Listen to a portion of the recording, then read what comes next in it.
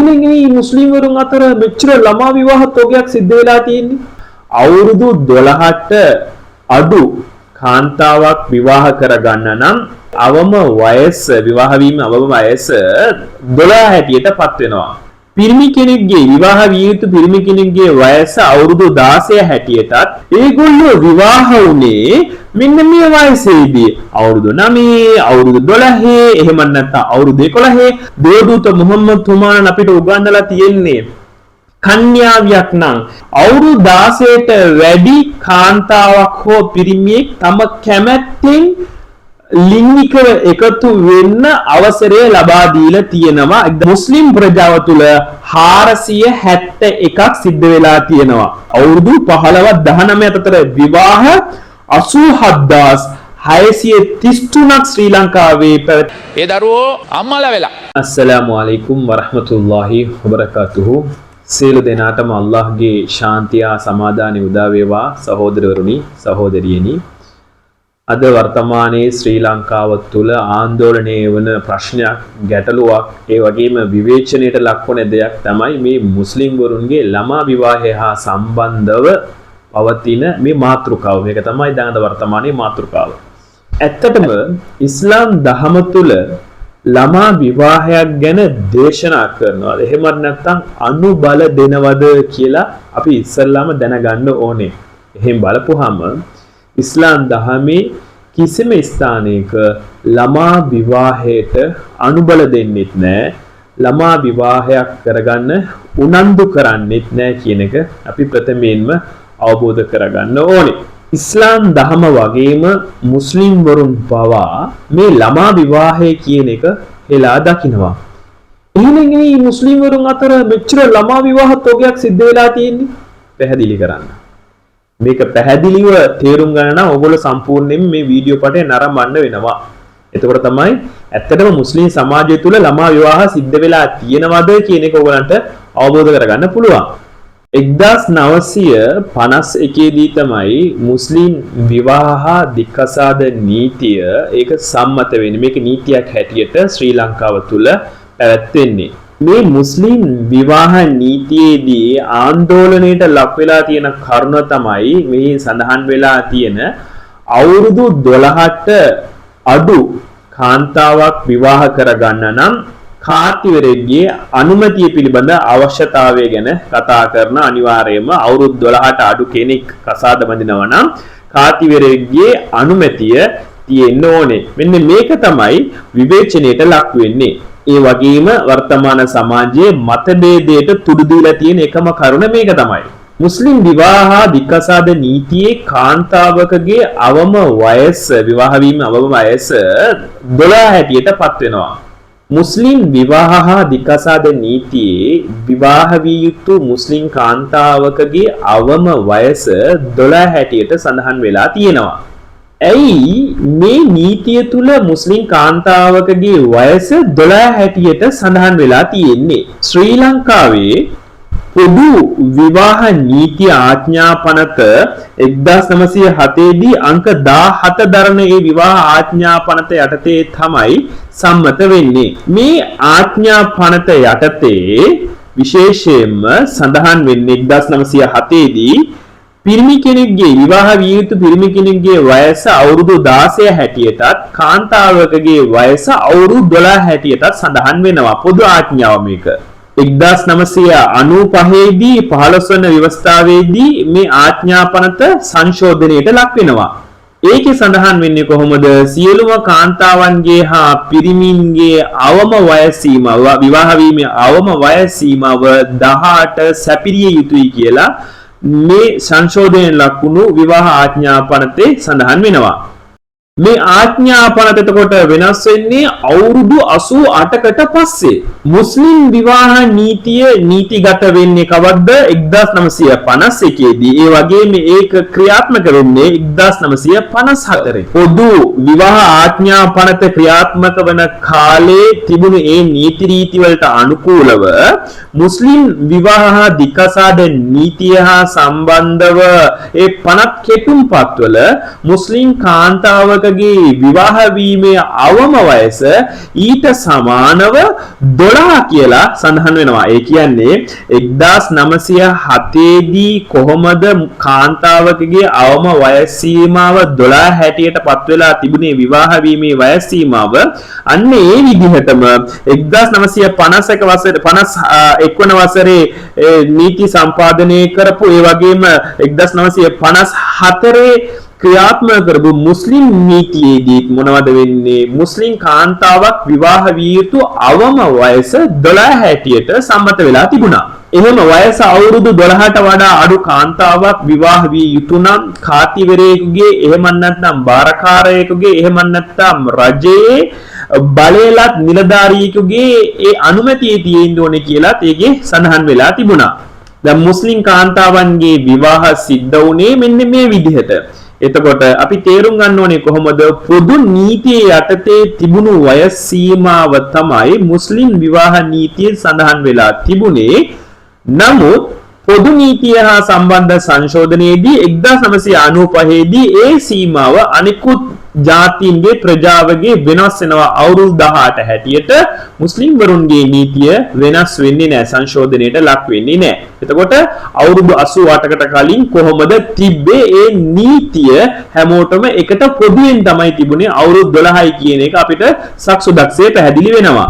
හැබැයි අවුරුදු 50ක් 60ක් 70ක් ගත වෙලත් මේ නීතිය විවේචනයට ලක් වුණේ නැහැ. ඇයි කියලා කිව්වොත් අපේ ආච්චිගේ අම්මා එහෙම නැත්නම් සීයාගේ අම්මා අන්න ඒ වගේ කට්ටියන්ගේ ඒ වාතාවරණයේ සමාජ වාතාවරණය පොඩ්ඩක් අරන් බලන්න. ඒගොල්ලෝ විවාහ වුණේ මෙන්න මේ වයසේදී අවුරුදු 9 අවුරුදු 12 එහෙම නැත්නම් අවුරුදු 11. අන්න ඒ නිසා ඒ කාල වකවානුවේ මේ නීතිය කිසිදු ඒ මොකද්ද විවේචනයේට ලක්ුණේ නැහැ. ඒ වගේම සමාජයේ මතභේදයට තුඩු දුන්නෙත් නැහැ. මේ නීතිය වෙනස් කරන්නේ කවද්ද? 1995. සමාජයේ දිනුවත් එක්කම මිනිස්සු දැක්කා. එතකොට අවුරුදු 12 ළමයෙක්ව මේ වයසේදී විවාහ කරලා දෙන්න හොඳ නැහැ කියලා අවුරුදු 18 හැටියට මේ නීතිය වෙනස් කරා. මුස්ලිම් වරුන් හැටියට අපිත් කියන්නේ මුස්ලිම් විවාහ හා දික්කසාද නීතියේ සමහර දේවල් සංශෝධනය විය යුතුයි. මෙතනදී ඕගොල්ලෝ කියනවා නම් අවුරුදු 18 තමයි හැම කාන්තාවකගේම අවම වයස කියලා කියනවා නම් අපි ඉරහි වෙන්නේ නැහැ. නමුත් එක කොන්දේසියක් යටතේ අවුරුදු 18ට අඩු කාන්තාවක් විවාහ විය යුතු නම් යම් කිසි ගැටලුකාරී තත්වයක් එහෙම නැත්නම් අත්‍යවශ්‍යතාවයක් ඇති වෙනවා නම් මෙන්න මේ අවස්ථාවේදී මේ නීතියේ ව්‍යතිරේකයක් ඇති කරන්න මේ 50 කෙටුම්පත උගොල්ලෝ ව්‍යතිරේකයකින් සම්මත කරන්න. දැන් උදාහරණයක් හැටියටම කියන්න. සාමාන්‍යයෙන් අවුරුදු 17 සම්පූර්ණ වුණු කාන්තාවක් ඇයට හොඳ වරයක් එනවා. යම් පුද්ගලයෙක් හොඳ පොහොසත් පුද්ගලයෙක් දුප්පත් ළමයෙක් මේ ළමයා කාන්තාව අවුරුදු 17යි මෙයා විවාහ කරගන්න ඕනේ කියලා එහෙම යම් තරුණයෙක් ඉදිරියට ආවොත් මේ තරුණයාට කියන්න බෑ සාමාන්‍ය තව අවුරුද්දක් අවුරුදු දෙකමාරක් දෙකක් ඉවසන ඊට පස්සේ අපි බන්දලා දෙන්නම් කියලා කිව්වොත් මේක හරියන්නේ නෑ. මෙහෙම කාන්තාවක් සමාජය තුල ඉන්නවා නම් මෙහෙම අවස්ථාවක් උදා වෙනකොට දුප්පත් කාන්තාවකට මෙහිදී ව්‍යතිරේකයක් අත්‍යවශ්‍යයි කියලා කියන්නේ මොකද්ද? හේතුව මොකද්ද? මේ අවස්ථාවේදී කාතිවරයෙකුගේ ඒ වගේම ග්‍රාම සේවා නිලධාරීන්ගේ ඒ වගේම ප්‍රාදේශීය සභාව මෙන්න මේ විදිහට රජයේ බලයලත් ඒ නිලධාරීන්ගේ අනුමැතිය යටතේ මේ කාන්තාවට විවාහ වීමේ අයිතිය ඒ වරප්‍රසාදය මේ කොන්දේසි යටතේ මේ ව්‍යතිරේකය පත් කරා නම් ඒ කාන්තාවට ඇත්තටම මේක සලසා දෙන මේ නීතිය ඉතාමත් වටිනා නීතියක් හැටියට පත් වෙනවා. එහෙම නැතුව හැමෝම අවුරුදු 18 දී තමයි විවාහ වෙන්න ඕනේ කියලා කියනවා නම් අපි ඒකට විරුද්ධයි. 18 හැටියට පත් කරන්න හැබැයි ව්‍යතිරේකයක් හැටියට යම් යම් කොන්දේසි යටතේ අවශ්‍ය වෙන වෙලාවට මේ නීතිය අවශ්‍ය පුද්ගලයින්ට ග්‍රාම නිලධාරී ප්‍රාදේශීය සභාව කාතිවරයාගේ අනුමැතිය යටතේ විවාහ වීමේ අවස්ථාව උදා කර දෙන තත්වයකට මේ නීතිය පනවන්න සංශෝධනය කරන්න කිසිම ප්‍රශ්නයක් නැහැ. මේක තමයි අපි ඔබෙන් ඉල්ලා හිටින්නේ. ඒ වගේම ඉස්ලාම ආගම කියලා නැහැ කුඩා දරුවන්ව ළමා විවාහයන් කරලා දෙන්න කියලා. සාමාන්‍යයෙන් කාන්තාවක් මල්වර වෙනවා කියලා කියන්නේ ඒ කාන්තාව ඒ දරුවා විවාහ වීමට එහෙමත් නැත්නම් අම්මා කෙනෙක් හැටියට පත් වෙන්න සුදුසුයි කියන එක ගැබ් ගැනීමට සුදුසු කාලය උදා වෙලා තියෙනවා කියන එක තමයි මේකෙන් පෙන්වන්නේ. ඉස්ලාම් පෙන්වන්නේ කාන්තාවක් ළමා විවාහය කියන්නේ මේ මල්වර වුණු ගමන්ම විවාහ කරලා දෙන්න කියලා ඉස්ලාම් ධර්ම කිසිම අවස්ථාවක දේශනා කරන්නේ නැහැ. ඉස්ලාම් ධර්ම දේශනා කරන්නේ පරිණතභාවය. ඒ කාන්තාව පරිණත කාන්තාවක් හැටියට පත් වෙනවා. සමහර ප්‍රදේශවල වලට අනුකූල සමහර කාන්තාවන් ඉන්න අවුරුදු 12 15 වෙනකොට ඒගොල්ලෝ පරිණත කාන්තාවන් හැටියට පත් වෙනවා. ඒ වගේම සමහර කාන්තාවන් ඉන්න අවුරුදු 25 පැනලා අවුරුදු 30 පැනලා තොත්ත බබාලා වගේ ඉන්න කට්ටිය ඉන්නවා. ඒගොල්ලන්ට පරිණත භාවයක් නැහැ. ඉස්ලාම් මෙතනදී දේශනා කරන්නේ පරිණතභාවය. ඒ කියන්නේ කාන්තාව බිරිඳක් හැටියට Tamanගේ ස්වාමි පුරුෂයාගේ යුතුයකම් අයිතිවාසිකම් කාන්ත බිරිඳ මේ ස්වාමි පුරුෂයා හැටියට Taman ලබාගත යුතු යුතුයකම් අයිතිවාසිකම් හා සම්බන්ධව ඒ වගේම වගකීම් සම්බන්ධව මෙන්න මේ පිළිබඳ විශේෂ අවධානයක් පරිණතභාවයක් මේ කාන්තාව තුළ තිබිය යුතුයි. පෞල් නඩත්තු කිරීම හා සම්බන්ධ දැනුම අවබෝධය මේ සියල්ලක්ම මේ කාන්තාව තුළ තිබිය යුතුයි.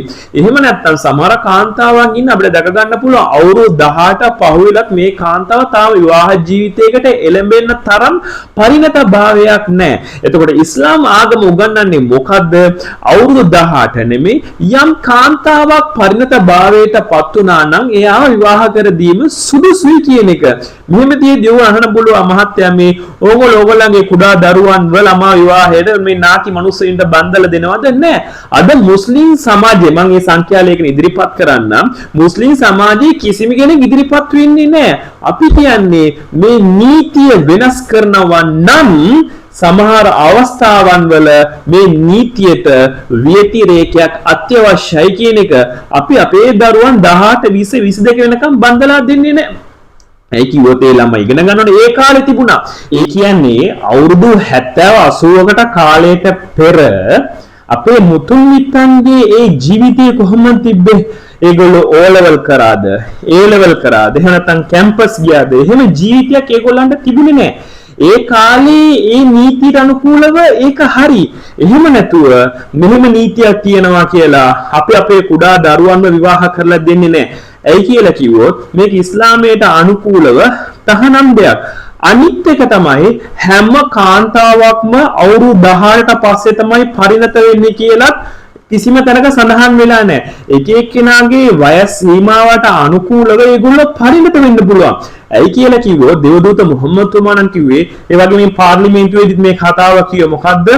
ඒ කාන්තාවගේ අනුමැතියෙන් තොරව ඕගොල්ලෝ කොහොමද විවාහ කරලා දෙන්නේ කියලා. ඉස්ලාමීය නීතියට අනුකූලව දේවදූත මුහම්මද් තුමාණන් අපිට උගන්වලා තියෙන්නේ කන්‍යාවියක් නම් ඒ කාන්තාවගේ කන්‍යාවගේ අවසරයෙන් තොරව විවාහයක් සිද්ධ වෙනවා නම් ඒ විවාහය ඉස්ලාම් ධර්මයට අනුකූලව වළංගු වෙන්නේ නැහැ.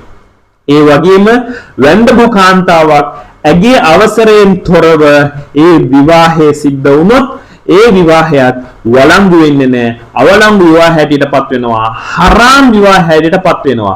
මෙහෙම තියෙද්දි ඉස්ලාම් ධර්ම පිළිබඳව මනා දැනුමක් නොමැතිව ඔබට බෑ මේ චෝදනා එල්ල කරන්න ඉස්ලාම් ධර්ම තුල ළමා විවාහ වලට අනුමැතිය ලබා දෙනවා කියලා. එතකොට ඒ කාන්තාවගේ පරිණතභාවය බලනවා. Taman විවාහ වෙන්න යනවා කියලා ඇය තේරුම් ගන්න ඕනේ. ඒක අවබෝධ කර ගැනීමේ ශක්තිය ඇයට තියෙන්න ඕනේ.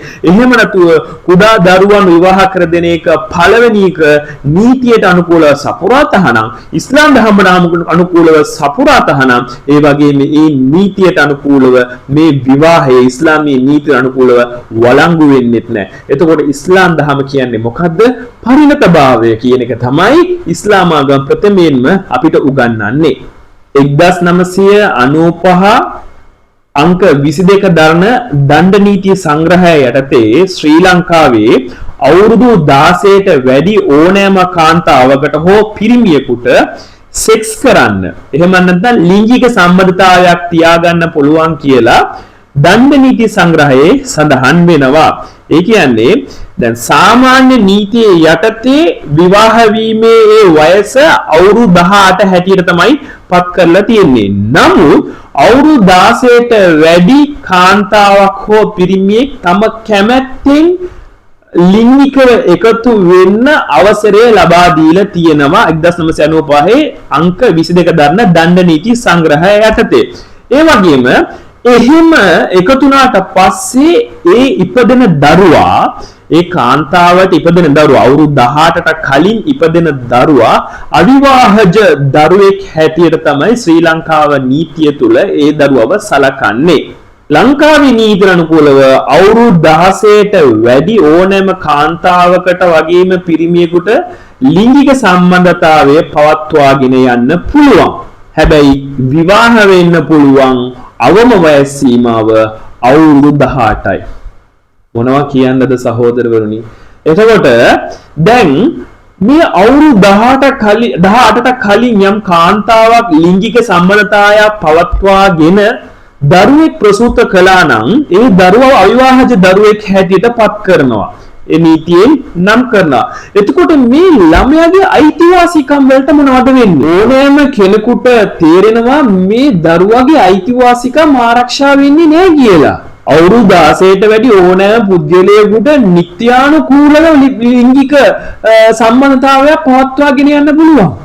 අද ලංකාවේ මුස්ලිම් නීතිය වෙනස් කරන්න ඕනේ, ළමා අයිතිවාසිකම් ආරක්ෂා කරන්න ඕනේ, මුස්ලිම් කාන්තාවන්ගේ අයිතිවාසිකම් ආරක්ෂා කරන්න ඕනේ කියලා කෑ ගහන කාන්තාවන් ඇයි අනේ මේ අවිවාහජ දරුවන්ගේ අයිතිවාසිකම් ගැන ඕගොල්ලෝ සලකා බලන්නේ නැත්තේ? ඇයි මේ නීතිය සංශෝධනය කරන්න ඔබ ඉදිරියට එන්නේ නැත්තේ?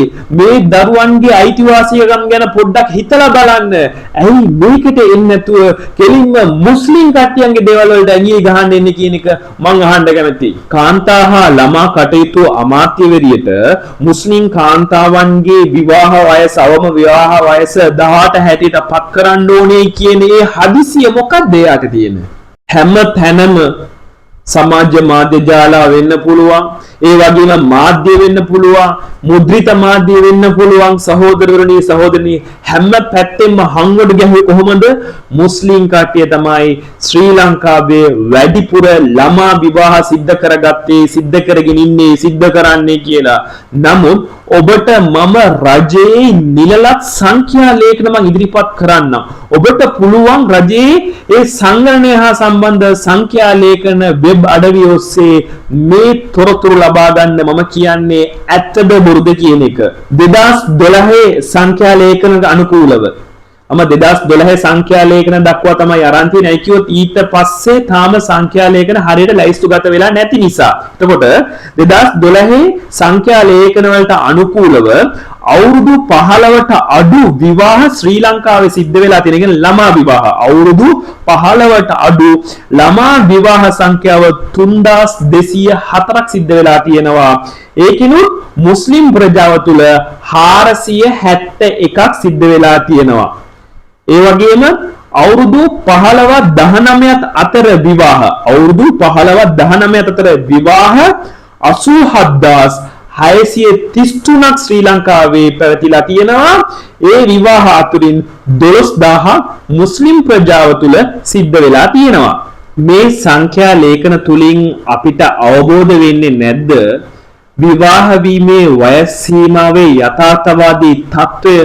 එතකොට අවුරුදු 18 නිසා අද සමාජයේ තුල උද්ගත වෙලා තියෙන කනගාටුදායී తত্ত্বය අපි අවබෝධ කරගන්න ඕනේ. 1995 අංක 22 දරන දණ්ඩ නීති සංග්‍රහය යටතේ ඕනෑම වැඩිවියටපත් අවුරුදු 16ට වැඩි කාන්තාවකට සහ පිරිමියෙකුට ලිංගික සම්බන්ධ වෙනදක් සෙක්ස් කරන්න අවස්ථාව ලබා දීලා තියෙනවා. නමුත් මුස්ලිම් විවාහ හා දික්කසාද නීති යටතේ කියන්නේ මොකද්ද? සෙක්ස් කරන්න නෙමෙයි විවාහ කරන්න ඕනේ.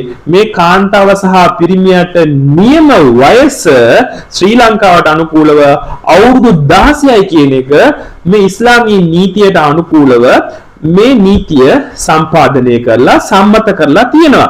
ඇයි කියලා කිව්වොත් ඉස්ලාම් දහමට අනුකූලව යම් යඩම් වලින් තමයි අපේ සමාජය පරිහානියට ලක් වෙන්නේ නැතුව අපි ආරක්ෂා කරලා තියෙන්නේ, බැඳීමකට පත් කරලා තියෙන්නේ. මෙහෙම බලනකොට ඉස්ලාමීය නීතියට අනුකූලව කිසිම කාන්තාවකට හෝ පිරිමියෙකුට අවුරුදු 16ට පෙර වෙනත් ලිංගික සම්බන්ධතාවයන් පවත්වන්න බෑ. ඇයි කියලා කිව්වොත් ඉස්ලාමීය නීතියට අනුකූලව ඔබ මේ මුස්ලිම් නීතිය අනුගමනය කරනකොට ලිංගික සම්බන්ධතාව පැවැත්වීම තුලින් දරුවෙකු බිහි වුණොත් ඒ දරුවාට අයිතිවාසිකම් ලැබෙන්න ඕනේ. අන්න ඒ නිසා තමයි මුස්ලිම් නීතිය තුල මුස්ලිම් කාන්තාවකගේ ඒ වගේම පිරිමියෙකුගේ ඒ විවාහ වීමේ ඒ වයස් සීමාව පනවලා තියෙන්නේ. ඒ වගේම පේරාදෙණිය විශ්වවිද්‍යාලයේ මෑතකදී කළ ඒ සමීක්ෂණ වලින් වාර්තා කරන්නේ කොහොමද කියලා කිව්වොත් ශ්‍රී ලංකාව තුල බාල වයස්කාර ගැබ් ගැනීම් 87ක් වාර්තා වෙනවා. හැබැයි මේ සියල්ලක්ම වාර්තා වෙන්නේ මුස්ලිම් නොවන සමාජයේ තුලින් බව කවුද කියන්නේ? පේරාදෙණිය විශ්වවිද්‍යාලයේ සමීක්ෂණ වාර්තාවන්. එතකොට අවිවාහජ දරුවන්ගේ අයිතිවාසිකම් ගැන කවුද කතා කරන්න යන්නේ? මේ දරුවන් අනාථ නිවාසවලට යන්න සිද්ධ වෙනවා. දෙමව්පියන්ගේ රැකවරණේ නැතුව ජීවත් වෙන්න සිද්ධ වෙනවා. මේ දරුවන්ගේ තත්ත්වය ගැන පොඩ්ඩක් සලකා බලලා මේ නීතිය සංශෝධනය කරන්න ඕන කියලා පොඩ්ඩක් හිතලා බලලා මුස්ලිම් නීතිය සංශෝධනය කරන්න ඕගොල්ලන්ගේ අවධානය යොමු කරන්න කියලා විශේෂයෙන්ම මේ හා සම්බන්ධව කටයුතු කරන පුද්ගලයින්ගෙන් අමාත්‍යවරුන්ගෙන් මම ඉල්ලා හිටිනවා. ඒ වගේම එක්සත් ජාතීන්ගේ සංවිධානයේ යෝජනාවට අනුකූලව ඒගොල්ලෝ තමන්ගේ සමාජික රටවල් වල විවාහ වීමේ අවම වයස් සීමාව හැටියට පත් කරන්න කියන්නේ අවුරුදු 15ට නොඅඩු වයස් සීමාවක් පත් කරන්න කියලා කියනවා. ඒ වගේම වයස අවුරුදු 15ට අඩු මුළු විවාහ ගණන ගත්තොත් 2012 වාර්තාවට අනුකූලව 3204යි. මේ 3204 මුස්ලිම් ප්‍රජාව තුළ 471ක් සිද්ධ වෙලා තියෙනවා. 2733ක් බෞද්ධ සහ හින්දු සමාජය තුළ සිද්ධ වෙලා තියෙනවා. ඒ වගේම වයස අවුරුදු 15ත් 19ත් අතර සිද්ධ වෙලා තියෙන විවාහ ගණන 87633යි. මුස්ලිම් ප්‍රජාව තුළ 12000ක් සිද්ධ වෙලා තියෙනවා. බෞද්ධ සහ හින්දු ප්‍රජාව තුළ 75633ක් සිද්ධ වෙලා තියෙනවා. දැන් ඔබට තේරෙනවද මේ අවුරුදු 18ට අඩු විවාහ වීමේ ප්‍රතිශතය ඒ සංඛ්‍යාව මුස්ලිම් ප්‍රජාව තුළ නෙමෙයි වැඩියෙන් තියෙන්නේ කියන එක. හැබැයි හංවඩු ගහන්නේ මුස්ලිම් ප්‍රජාවට. කොහේ හරි මුස්ලිම් කට්ටියන්ට ගහන්න පුළුවන් නම් කියන්නේ තැලෙන යකඩයක් හම්බුනාම පස්සපැත්ත උඩ දබා තලනවා කියන්නේ අන්න ඒ විදිහට තමයි අද මුස්ලිම් ප්‍රජාවට ඒ පැත්තනොත් මේ පැත්තනොත් ප්‍රහාර එල්ල කරන්න කියන එක අවබෝධ කරගන්න. ඒ වගේම ඔබ මං කියන දේ අහන්න ඕනේ නෑ. අලි සබ්රි මහතා මොනවද කියන්නේ කියලා බලන්න. හිටපු අධිකරණ ඇමති මේ සම්බන්ධයෙන් ප්‍රකාශ කළ ප්‍රකාශය මොකක්ද කියන එක ඔයගොල්ලෝ බලන්න. නමුත් ලංකාවේ අඩු වයසේ විවාහ කෙසේ වෙතත් අඩු වයසේ දරුවන් ලැබුණු අම්මලා ඉන්නවා. ඒකෙන් 80%කට වැඩිය මුස්ලිම් සමාජයෙන් පිට ආය බවටත් අපි වටහා ගන්නට ඕන. විවාහ ලියාපදිංචි කියව නැති වුණාට ඒ දරුවෝ අම්මලා වෙලා. අද රටේ ළමා ආරක්ෂණ ආයතන තියෙනවා 400කට වැඩිය. හැබැයි මේ ආයතනව ළමයි 14000කට වැඩි ජීවත් වෙනවා. හැබැයි තාම පාරවල් වල ඉන්න ළමයි කී දෙනෙක් නම් ඉන්නවද කියන එක ඒ සංඛ්‍යා ලේඛන වලට අන්තර්ගත වෙලා නැහැ. රජයේ රැකවරණ නිවාස වාර්තා කරන්නේ බීති දරුවන් බිහිවන්නේ මුස්ලිම් ප්‍රජාව තුළ නෙවෙයි කියන එක ඒගොල්ලෝ ප්‍රසිද්ධියේම ප්‍රකාශ කරනවා. ඒ වගේම ඒගොල්ලෝ කියනවා අනිකොත් ප්‍රජාව තුළ නොසලකා හරින ලද දරුවන්ගේ සංඛ්‍යාව දිනෙන් දින ඉහළ යන බවයි. එහෙනම් සහෝදරනි සහෝදරයනි මුස්ලිම් සමාජය තුළ ළමා විවාහ කොච්චරනම් සිද්ධ වෙලා තියෙනවද කියලා දැන් ඔබට තේරෙනවද?